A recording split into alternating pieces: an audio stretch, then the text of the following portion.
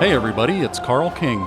Today I'm going to walk you through all the choir sounds that come with Ganymede, the latest addition to the Big Bang Orchestra series. Ganymede is a choir library created with a more modern film and gaming style in mind. There's less vibrato than a traditional classical choir, allowing you to create dense arrangements. If you like to compose by playing the keyboard, the Big Bang Orchestra is a perfect tool for you, as it puts the entire range of an orchestra section right under your fingers. There's no need to build a giant template. Just a few clicks and you're up and running. It's very easy whether you need to get started quickly, are looking for some inspiration, or you want to beef up your existing tracks with these gigantic sounds. So let's check out Ganymede. We'll go through the basic articulation starting with the tutti section. If you don't know that term, it means the whole ensemble is playing together. In this case, we have all the choir voices in unison and octaves, so you can build chords out of these with no problem. Notice you have 2 octaves to work with in these tuttis, so you can even play simple melodies in octaves to thicken them up even more.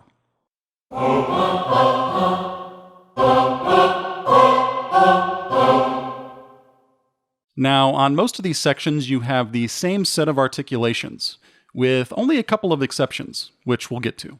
You can switch the articulations with the key switches here on the right side of the keyboard. That's C7 through G7. Okay, on to sustains.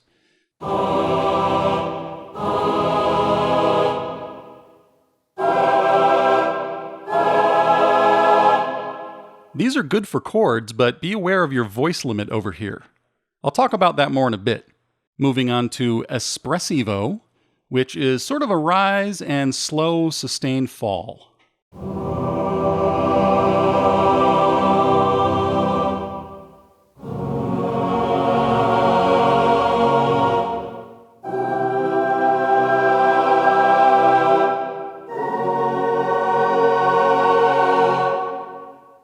Pretty cool. And now we have legato.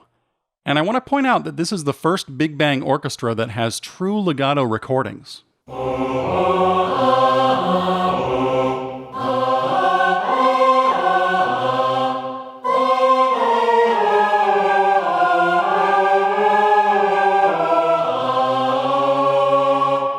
Another tip when using legato, set this legato mode over here to mono. It's under the Perform tab.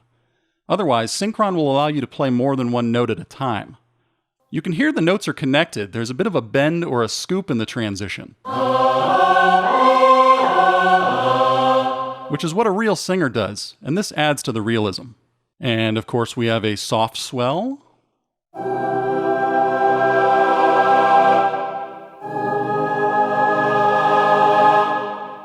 which is basically a sustain with a soft attack.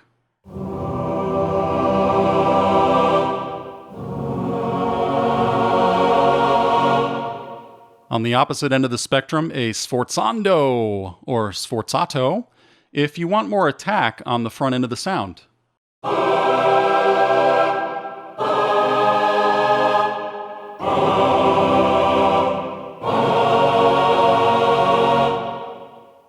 And both short and long swell.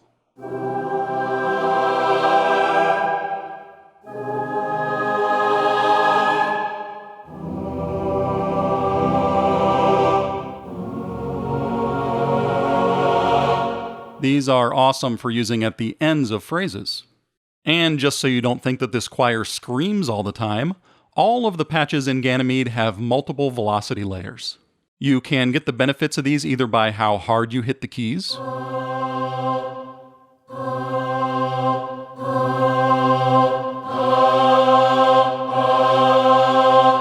or by activating the Velocity X fade assigned here on CC2.